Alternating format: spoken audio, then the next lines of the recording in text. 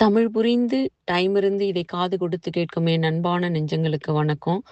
இன்று நான் சொல்லப்போகும் கதை கூட நமக்கு இக்கட்டான சிச்சுவேஷன்ல உனக்கு தோள் கொடுக்கறது யாராரு? அப்படிப்பட்ட ஒரு கதை தான். ஆனா, அந்த கதைக்கு போறதுக்கு முன்னாடி உங்கள எல்லாரையும் யூசுவலா கேட்குற மாரி ஒரு கேள்வியோடு ஆரம்பிக்கலான்னு இருக்கிறேன்.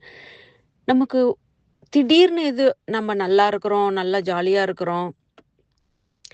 இப்ப ரீசென்ட்டா ஆ பார்த்தீங்கன்னா, பாக்கியராஜ் அவர்கள் இறந்துட்டாங்க. திடீர்னு அதுக்கு முன்னாடி அவங்க மேரேஜுக்கெல்லாம் போயிருக்கிறாங்க மொத நாளு. இந்த மாரி ஆனா அவரு இறந்துட்டாரு. அதுவே கொஞ்சம் சிக்காயி, இது நார்மல் இதுல ஹை ஆ ரிச்சா இருக்கிறவங்கள பத்தி பேசல. கொஞ்சம் மிடில் கிளாஸ்ல இருக்கிறவங்க, திடீர்னு இது மாரிலாம் போயிட்டு வராங்க. ஆனா மறுநாள் அவங்களுக்கு ஹார்ட் அட்டாக். அதான் ஒரு கடவுள் புண்ணியத்துல அவங்க நல்லா கொஞ்சம் கியூர் ஆவுற மாரி இருக்காங்க. ஹாஸ்பிட்டலுக்கு ஏர்லியா கொண்டு போயிட்டாங்க. அப்படி இருக்கிறவங்கள நமக்கு ஒரு ஒரு ஃப்ரெண்ட்ஸ் எல்லாம் எப்படி தோள் குடுப்பாங்க. அந்த நேரத்துல உங்கள யாரு கூடலாம் நின்னு உங்களுக்கு பிசிக்கலா, எமோஷனலா, ஃபைனான்ஷியலா ஹெல்ப் பண்ணுவாங்க? யோசிங்க. யார் யாரு பண்ணுவாங்க? நம்ப பேரண்ட்ஸு, நம்ப அப்பா, அம்மாவா இருந்தா பிள்ளைங்க, இல்ல சிஸ்டர்ஸ், பிரதர்ஸு, இல்ல அத்தை, மாமா. இப்படி சொந்தம் ஹெல்ப் பண்ணும் இல்லைங்களா? என்னைக்காவது கவர்மெண்ட் ஹெல்ப் பண்ணியிருக்குங்களா? அந்த மாரி, "இல்ல நீ வாப்பா, நான் உன்ன எல்லாம் பார்த்துக்கிறேன்." அப்படின்னு நம்ம கவர்மெண்ட் யாருக்காவது ஹெல்ப் பண்ணியிருக்காங்களா? அப்படிப்பட்ட ஒரு கதை தாங்க. வாங்க கதைக்கு போலாம். இந்த பேஷண்ட் நான் ரீசென்ட்டா அவங்கள ஐசியூல வச்சு பார்த்துட்டேன். அ அவங்க எனக்கு ஹேண்ட் ஓவர் கிடைச்சதே, அவங்க இந்த ஐசியூல 1 இயரும் 1 மந்த்தும் இருக்கிறதா என்கிட்ட சொன்னாங்க. நான் அப்படியே அவங்கள பார்த்து, இந்த வாய் பொளந்து பார்ப்பான்னு சொல்லுவாங்கல்ல, அது மாரி 1 இயர் 1 மந்த்தா? அப்படின்னு நான் கேட்டேன். அவங்களும் ஆமாங்க அப்படின்னு அவங்க சொன்னாங்க. எனக்கு அப்படியே ஒரு நிமிஷம் என்ன பேசுறதுன்னே தெரியல. அப்படியே ஒரு நல்ல பெருமூச்சு எடுத்து விட்டு, "சரிங்க, சொல்லுங்க இனி" அப்படின்னு ஆரம்பிச்சேன். ஆமா, அவருக்கு 32 இயர்ஸ் ஆகுது. ஹார்ட் அட்டாக் வந்துச்சு. அப்ப அவங்க அவங்க கவர்மெண்ட் அது மாரி ஹாஸ்பிட்டலுக்கு போயிருப்பாங்க சரி, இனி அவங்களால அங்க ஒண்ணும் சரி பண்ண முடியாதுன்னு சொல்லிட்டு, அவங்கள யுகேவுக்கு அனுப்பி, ஆ 1 இயருக்கு முன்னாடி அவங்கள 1 இயர் 1 மந்த்துக்கு முன்னாடி அனுப்பி, இங்க யுகேல அவங்க ட்ரீட்மெண்ட் எடுத்துட்டு இருக்கிறாங்க. இன்னும் ஆனா அவங்க டியூப்ல அ த்ரோட்ல ட்ரெக்கியாஸ்டமி அந்த டியூப்ல தான் இருக்கிறாங்க. அவங்களோட சிச்சுவேஷன நெனச்சு பாருங்க. அப்புறம் அவங்க ஃபேமிலிய அவருக்கு 32ன்னா அவங்க ஹோல் ஃபேமிலிய நெனச்சு பாருங்க.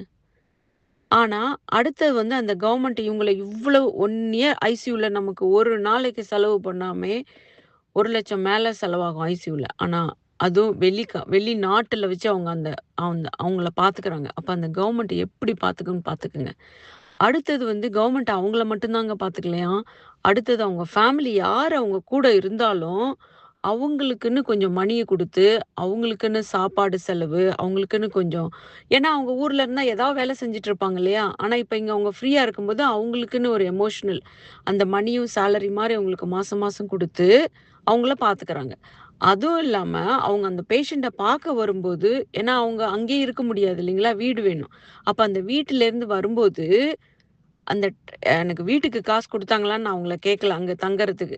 ஆனா, அவங்க அங்கேருந்து வரதுக்கு குடுத்துருக்கணும். ஏன்னா, அங்கேருந்து அந்த வீட்லருந்து இவங்கள பார்க்க வரதுக்கு அவங்க டாக்ஸி புக் பண்ணுவாங்க.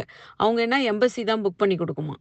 அவங்களுக்கு எத்தன ஹவர்ஸ்ன்னு சொல்ட்டாங்கன்னா, அங்கேருந்து கார் அனுப்புவாங்களாம். இவங்க இருக்கிற நேரம் இருந்துட்டு இவங்க சொல்லணும், நான் இத்தன மணிக்கு திரும்பி ஊருக்கு போறேன் வீட்டுக்கு போறேன்னு. அப்போ அவங்க போவாங்களாம். பாருங்க, எனக்கு நெனைச்சும்போது இதுவும் ஒரு உலகம் இல்லைங்களா? இப்படியும் இந்த உலகத்துல ஒரு நாடு இருக்குது. அத பார்த்ததும் எனக்கு அவ்வளோ ஒரு சந்தோஷம். அத கேட்டதும், அதுக்கு மேல ஒரு சந்தோஷம். இப்படி இருந்தா நம்ம எதுக்குமே தேவ இல்லைங்களா? ரொம்ப யோசிக்கிறோம் இல்லைங்களா? லைஃப் இன்சூரன்ஸ் எடுக்கணும், சேவிங் எமர்ஜென்சி ஃபண்ட் வேணும், அது வேணும், இது வேணும்.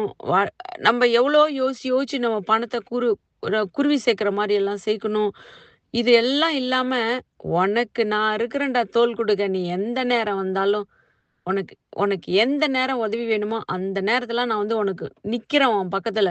அப்படின்னு அந்த கவர்மெண்ட் அவங்களுக்கு, அந்த மக்களுக்கு, அவங்களோட குழந்தைங்களுக்கு, அவங்களோட ஜனங்களுக்கு அந்த கவர்மெண்ட் சொல்லுது. சொல்லாம சொல்லுது, "உங்கள நான் எல்லாரையும் பார்த்துக்கிறேன்னு" சொல்லி.